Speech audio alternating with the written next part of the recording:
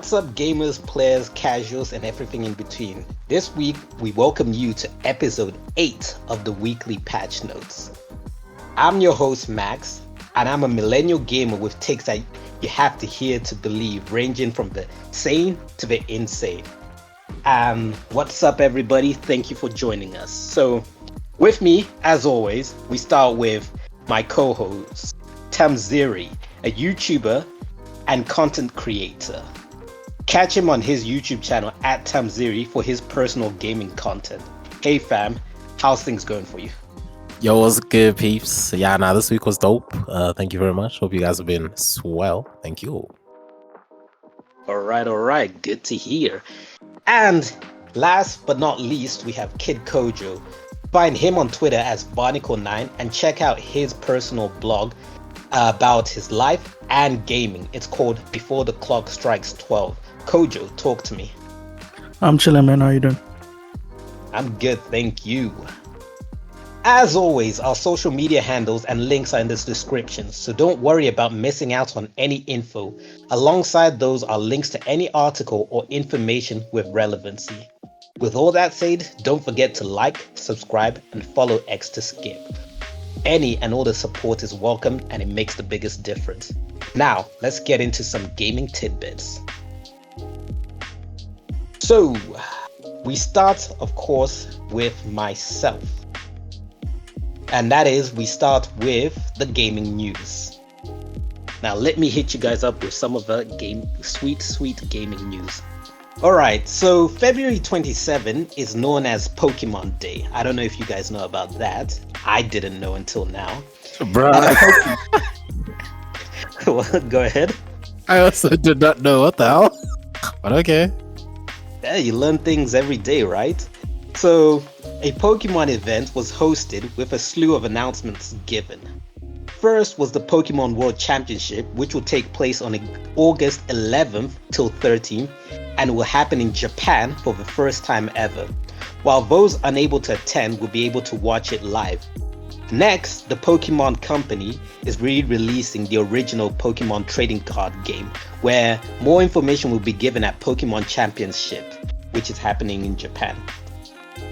After that, they also announced that fans should expect an original Netflix series to release called Pokemon Concierge. No release date or window announced just yet, but more information will naturally be coming. Then we had Pokemon Unite and Pokemon Cafe Remix, which are games that are getting new Pokemon characters and in-game content. And then the game Pokemon Sleep had an introduction video announcing that Pokemon Sleep will be happening.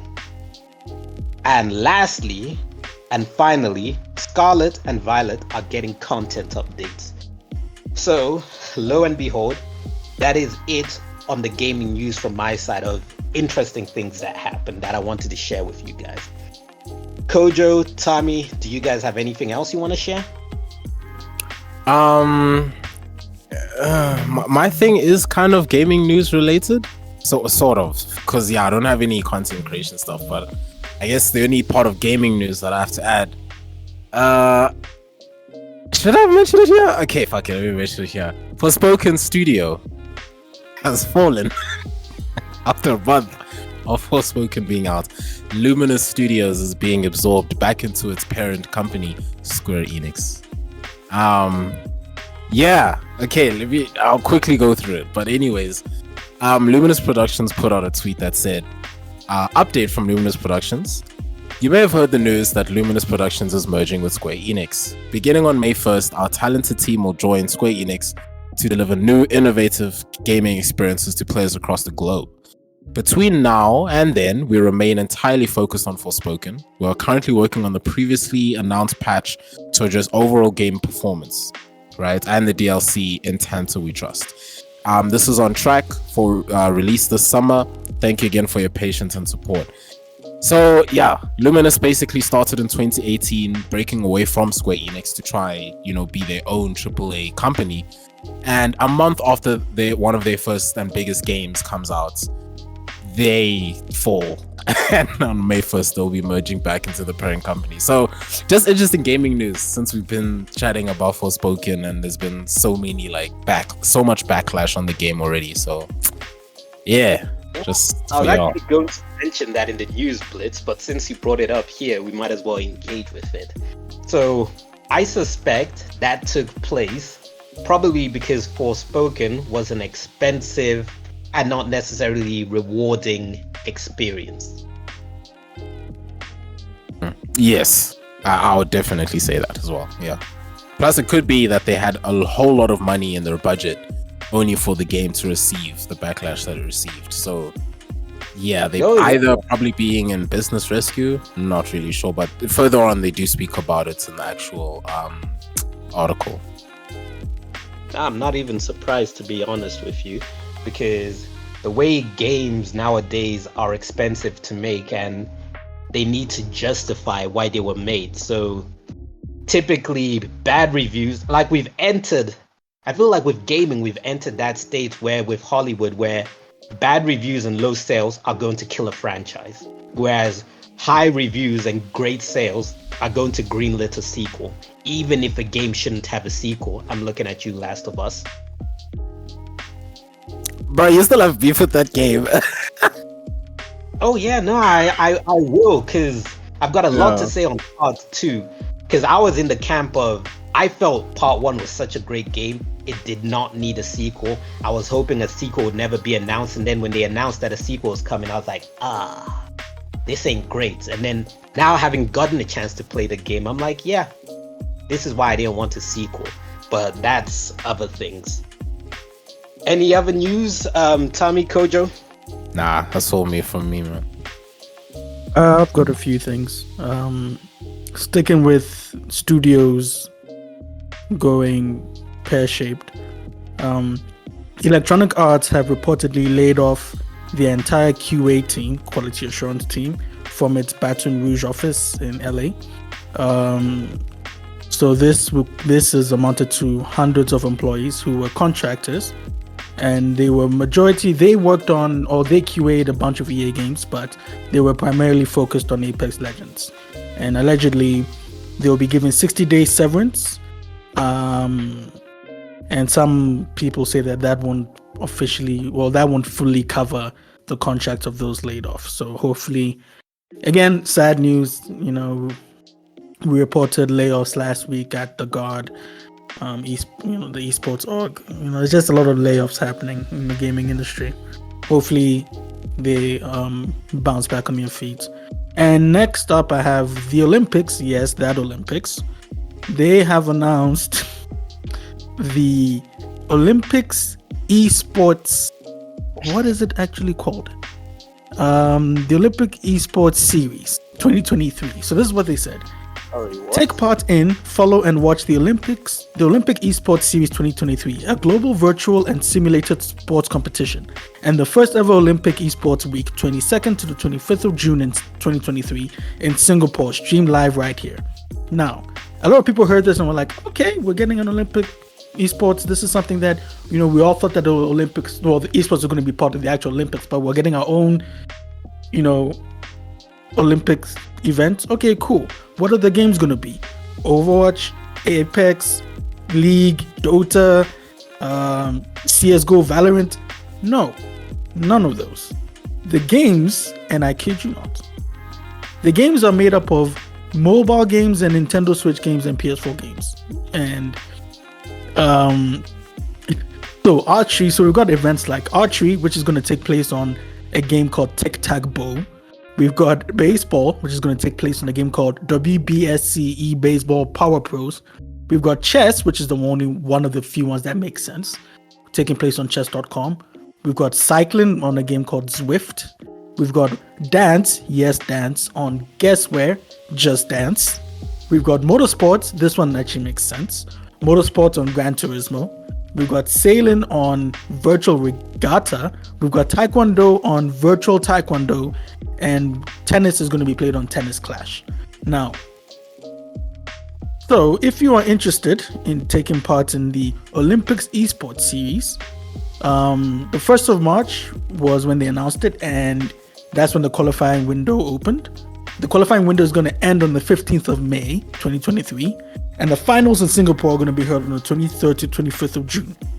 So if you think you are an esports Olympic hopeful, make sure to go on the official Olympics website and check out how to qualify for these games. And who knows, you could be walking out with a gold. I don't know if they're going to do medals. I don't know, but I'm assuming so. You could be walking out with a medal. So that would be interesting. Pardon?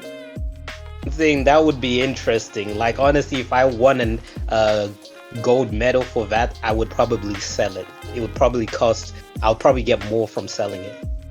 On God, same, because like the fuck, bro. Like, first of all, like we already get tuned out for playing VR sports and Wii sports, you know, Nintendo Switch sports, and now if they're gonna do this, dog, yo guys, how many your game is getting locked at by athletes? You know what this reminds me of? It reminds me of when streaming services first came up, and your billboards and other traditional forms of ranking music going platinum, diamond, and all of that were confused as to how to take those, like, listen it into consideration, how to step forward in the new age. And this is what the Olympics is reminding me of. Like, the way they're going about it is like, dog, what?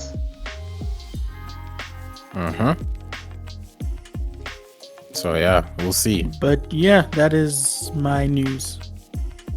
All right, thanks for that, Kojo. So then that has us smoothly transition over to your section, the gaming corner. What do you have for us? All right, oh yeah, you go, Coach. Go. Yeah, so Gaming Corner weekly release.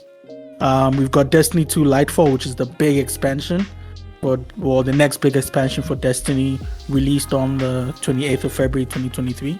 We've got a game called Dungeons of Aether, released on the 28th of February 2023 on PC. We have a game called Scars Above, which was released on PlayStation 5, Xbox Series, PlayStation 4, Xbox One, PC on the 28th of February 2023. We got a game called Street Fighter Duel, released on the iOS and Android, 28th of February 2023. We got a game called Leap, released on March 1st, 2023 on the PlayStation 5, Xbox Series, PlayStation 4, Xbox One, and PC. We've got a game called Ruined King, a League of Legends story. Tommy, I think this one should interest you. Although it's only on the PlayStation 5 and Xbox Series. Yeah, there we go. It was released on March 2nd, 2023. And we've got the big one. Well, alongside Destiny, we've got the big one, Warlong Fallen Dynasty, which is going to be on the PlayStation 5, Xbox Series, PlayStation 4, Xbox One, PC, and it was released on March 3rd, 2023.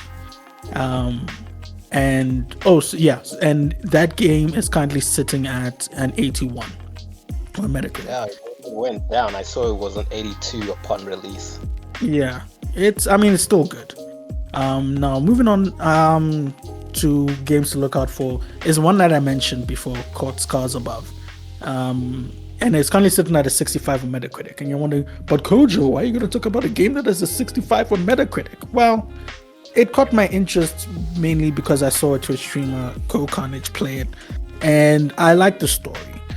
It's not a game I was going to play because it just skipped me.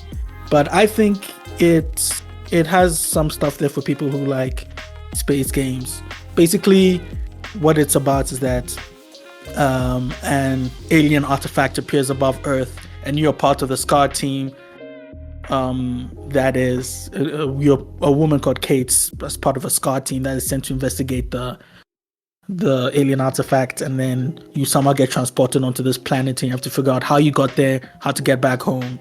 And you have to fight against the local wildlife and creatures, and obviously there's an overarching story, there's a villain and all of that stuff.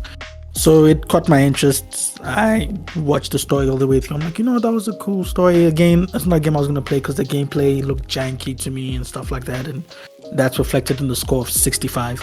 But I think it's worth just people who like space games and sci-fi should just give that a look. It's a mix between an indie and a AA game. I think it's more so indie, but it looks like a AAA game. But it's punching above its weight, in my opinion. But yeah, that is it for the gaming corner. All right. One thing I would like to add to the gaming corner is that previews have been releasing for Final Fantasy 16. And the reason why I bring this up is because Final Fantasy 16 is looking good. Like, I've had a lot of conversations with Kojo about how I'm falling out with a Final Fantasy, where I'm over it because I haven't had a great Final Fantasy experience. My last good Final Fantasy experience was Final Fantasy 12, and that one came out, I don't even remember, like 2008 or 2006 or something. I just know Final Fantasy 13 came out in 2010, and from 13 onwards, Final Fantasy has been downhill. I personally have been talking about how it's lost its mojo, and people will argue like, no, 15 was good versus 13, this and that, and here and there. It's like, no, that's your personal preference. Objectively speaking, Final Fantasy hasn't been good in a long time. Now, when 16 came out, everybody's been hyping 16.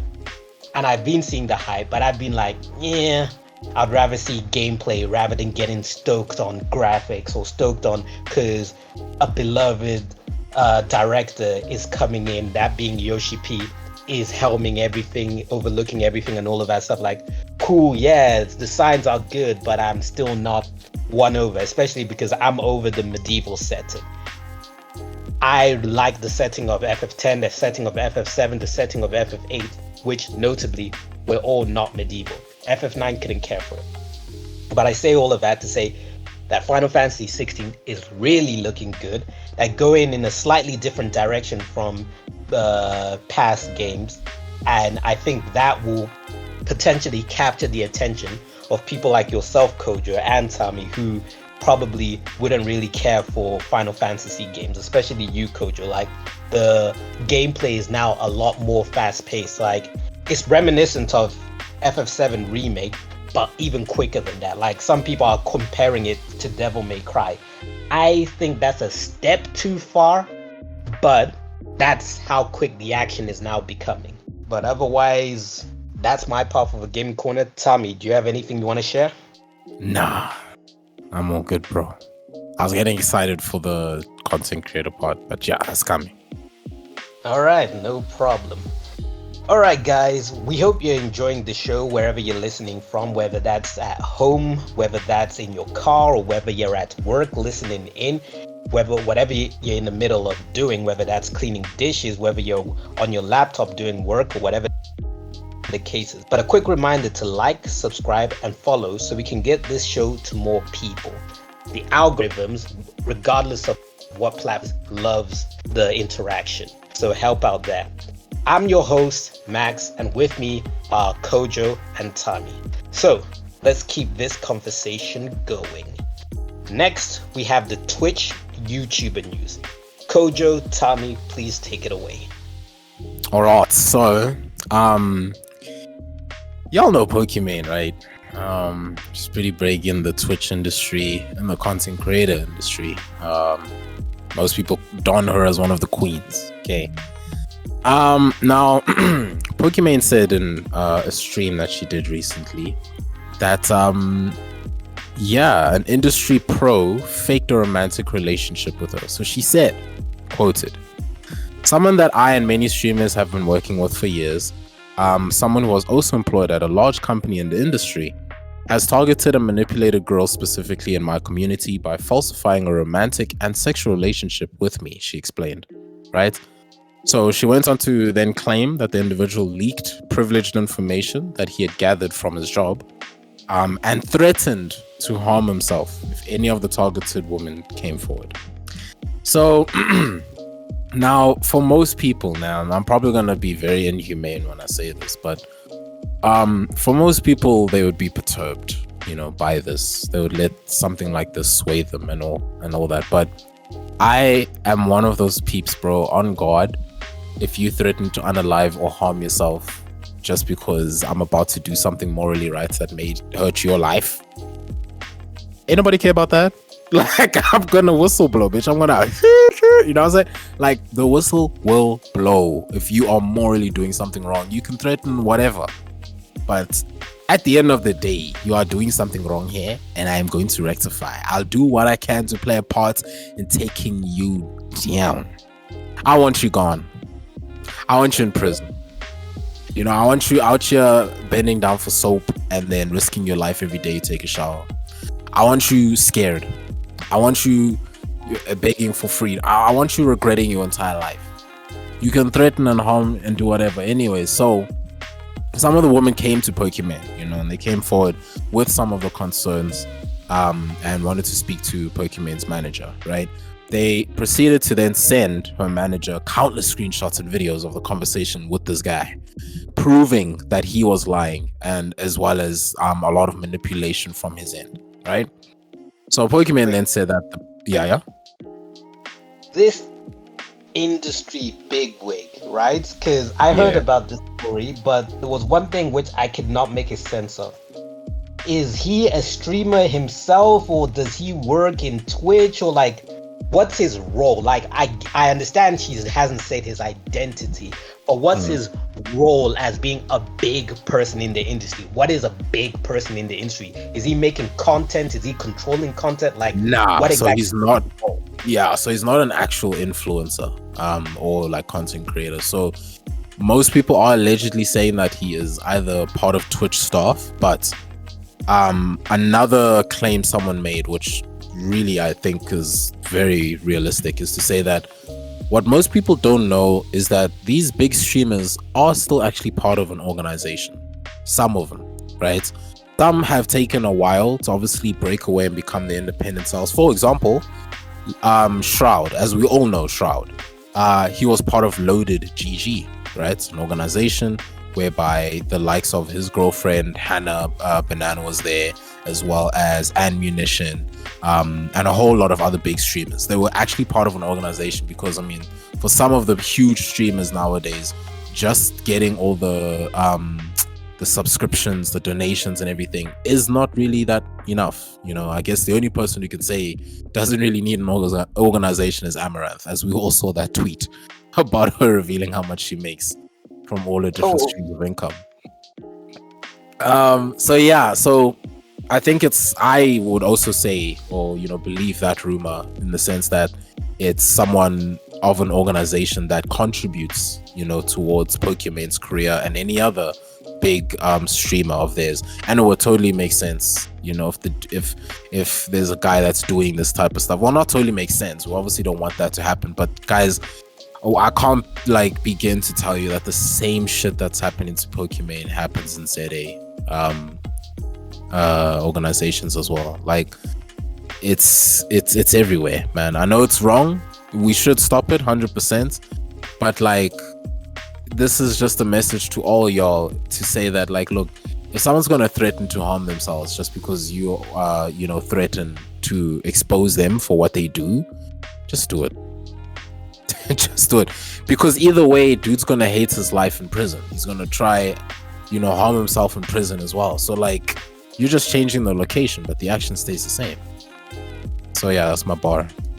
Thank you. Staying quiet, you're implicit. Hey, yeah, I just like spice. I want to see how this is gonna unfold. They must say, someone must say something, because I want to see if he's going to stay true to his word. Otherwise, he's a liar. Give it time. His identity is somehow going to leak. Yeah, then it's over. Straight up. The internet doesn't rest. So as soon as, like, because since it's a whole range of women he's doing this with, like, if it was one person, like, let's say it was just Pokimane, that's the only person he's interacting with, she could keep it to herself and be like, I'm not going to tell anybody. But because it's a whole range of women, they could tell their best friend, they could tell their sibling, they could tell their lover, their significant other, or anybody who's going to be like, nah, it doesn't sit right with me that so and so is going through this and so many other people are going through this.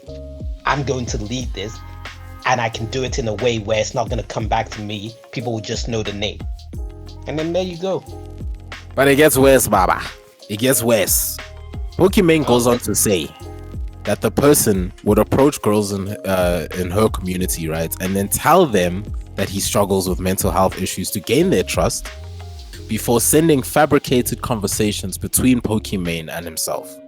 He would even then send fake explicit photos, right, deep fake nudes of Pokimane in hopes of receiving said types of images from the other woman that he's now gained the trust of, air quotes. Bro, like, you see what I'm saying? Like, using the excuse of mental health issue guy, that paints us who actually have mental health issues in such a bad light. Don't understand how going to one person be like, hey, look, this person trusts me with their nudes. Bro, I'm just you, so you can trust me with your nudes. I'll be like, you're just breaking their trust right now by showing me, so why should I trust you? Facts. So yeah, I don't know. My way I operate mentally is, if somebody presents something to me, I always assume I'm not the only one. Like, you know how girls love that line of, oh, you're the first person I'm doing this with. Like, I never believe that. Whether it's coming from a girl, a guy, regardless of the situation, I always assume, if this is being presented to me, what's the likelihood of it's also being presented to somebody else? So if I had to jump hoops for something to happen, then I'm like, okay, chances of somebody else also being in the inside are small. And even if they do exist, it's a small number. But if something happens easily, I'm like, this probably happens with so many other people, I'm not interested. Yeah, exactly. But sorry, I'm taking away from what's going on here. Please continue.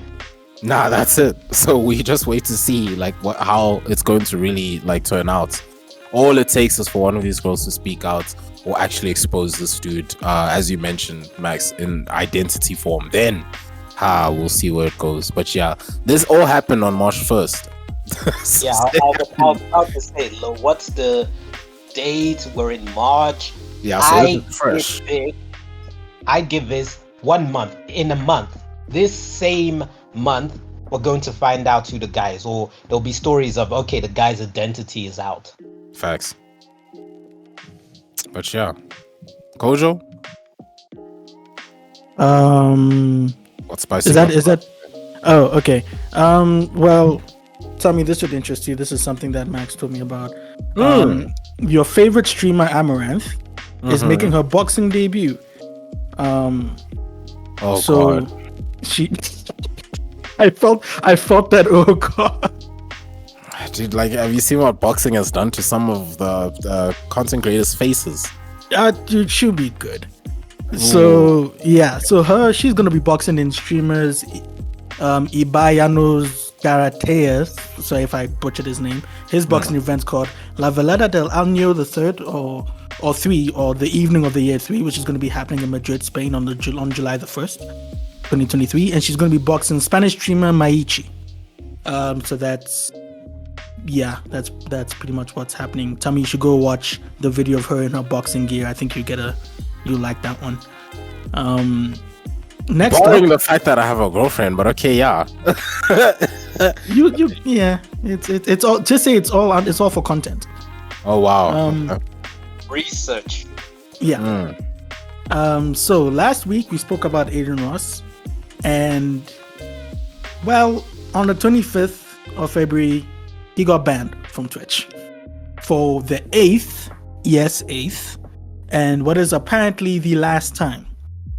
And he claimed he didn't know what it was for at first, and then later he was told, and then he was like, that's nonsense.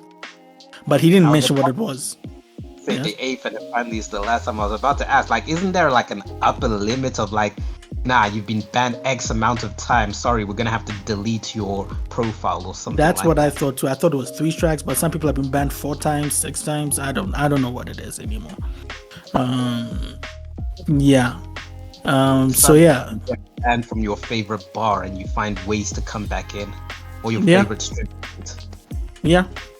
So he said he's not going to say what it was, but Twitch have come out and said that he was banned for an incident which featured unmoderated hateful conduct in his chat, and even though he didn't say what it was, he was like, "This is BS," because he hadn't streamed on Twitch in a while and things like that. So he also doesn't understand what unmoderated content this is. But yeah, this looks like it is the last time we'll see him on Twitch. But there's always Kick. So we'll see how that goes for him. And finally, on my side, yes.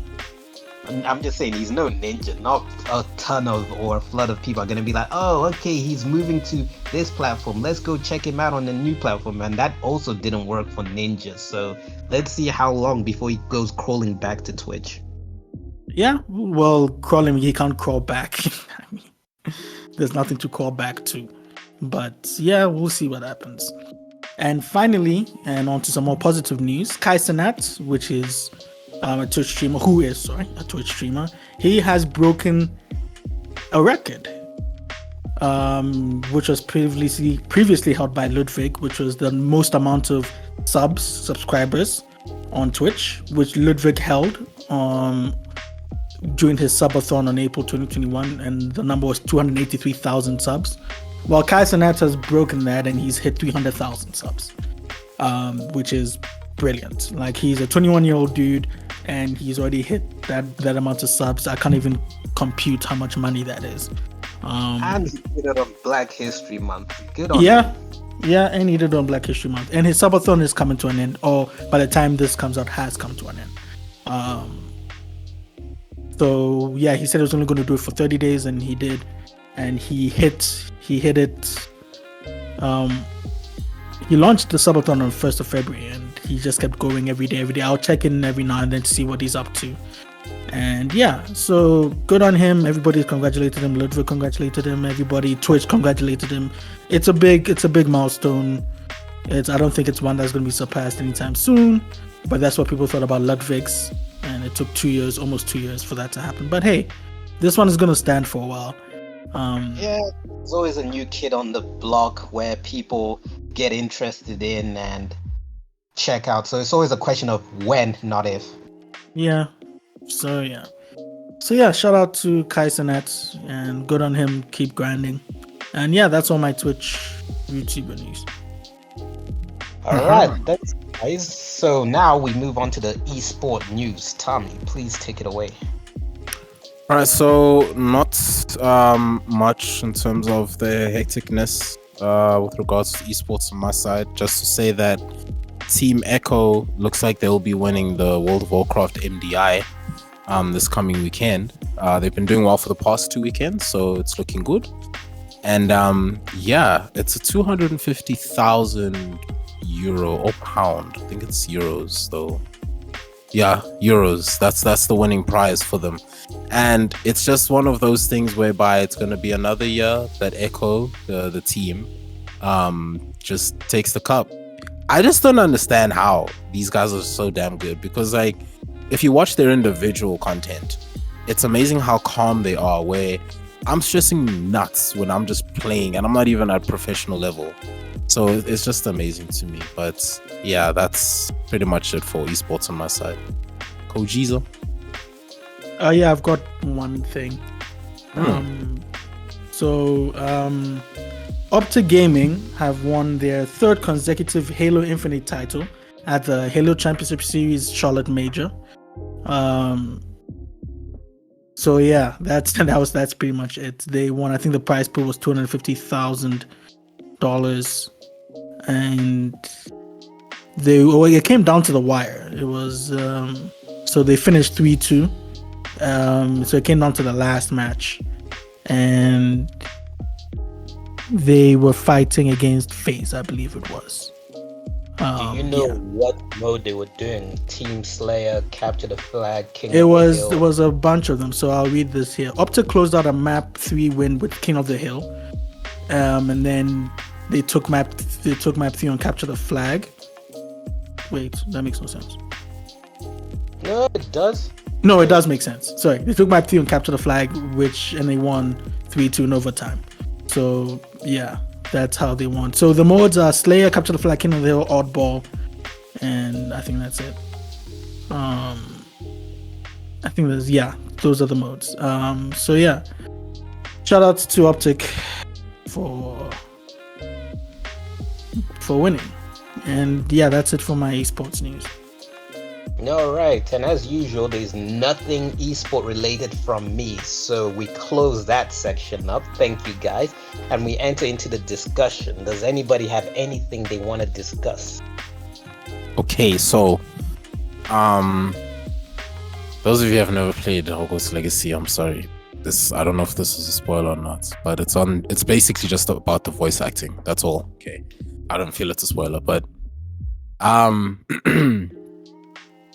why the fuck does your character sound like Daniel Radcliffe like throughout the whole game? Like, my roommate doesn't hear it, right? But for me, that's literally all I hear whenever I play the game. You have 3 types of settings, okay, per gender. And yeah, the one that I clearly have picked in J just sounds like Daniel Radcliffe throughout, bro. And Mans hasn't even played a role in it. So it's just, oh my god. Like, look, not to say I'm annoyed with the game, okay? It's one of the few things I'm just struggling with while playing it. It's just one of the few. But yeah, it's not, this isn't a discussion point, yeah? The headline is, all British people sound the same to Tommy. Bro, dead ass. You see, there's 2 ways. You're either Daniel Radcliffe yee ass fucking professor Avada Kedavra nigga, no. Or you're Wagwan fam. You know what I'm saying? You're either a roadman or you're a North London superstar, bro. Like, this is it's 2. It's either one of the 2. Like, it's weird, guys, because my character's black. I'm just like, dude, this voice, I can't, bro. You need to visit England and get exposed to more accents. That's fine, bro. That is fine. But like, I'm just saying. I'm just, and you know, people have been saying like, Tommy, look, it's set in a certain time in England, and I was like, okay, by that logic, right? By that logic, were black people even around? Now, obviously, that's you know, when you come to Harry Potter or anything J.K. Rowling has created, there's always that matter around, okay, race, gender, you know, sexuality. The question that you should be asking is, were they allowed to be going to school like that? Bro, just what your character wears as initial drip in the game. I'm just like, nah. On my ancestors, we would not agree to be dressed like this. The fuck is nigga? Like, they had socks up to their knees, cuz, as part of a fashion. Mates. Guys, when the video comes out of like the first Let's Play of Hogwarts tomorrow, please just give it a watch. Like, I'm astounded is yeah. But anyways, that is just my discussion point. On to y'all, man. Kojo? No, I have nothing to discuss. Alright, neither do I. So we wrap up that section and we enter the news blitz. Now the news blitz is going to be simple and clean. First of all, I just want to announce that Elden Ring expansion content is incoming called Shadow of the Erdtree. No word yet as to when exactly that will be hitting and available. But a funny section about it was people were like, what'd you call it? I'm blanking. What the hell is that game called? Kojo, what's that game called that has the machines? Yeah, you're gonna have to narrow it down, maybe. Nier Automata. Oh, sorry. Okay, yes. Let me narrow it down. Machines, You Like It, PlayStation exclusive, made by Guerrilla Games. Horizon, yeah. Yes, people are clowning it because the announcement of the expansion content was announced during Horizon's anniversary, and people like, Horizon can just not get a break. Every time it's time for Horizon to shine in the sun, another game comes in just to steal its shine. And then this is supposed to be the news blitz, but I deviated. And then the last part is that Microsoft is bringing PC Game Pass to 40 new territories. bringing the total country count to 86 countries that can access Xbox Game Pass. So if you are one of those countries, probably check online and enjoy that Game Pass privilege. And that is it. So, I just want to say in closing, that's it for the show. Thanks for joining us. And one last time, make sure you like, subscribe, and or follow for more, whichever is applicable to your preferred platform. We make sure that we're everywhere. Otherwise, if you have any comments, suggestions, or just want to say hi, you can do so in the comments section.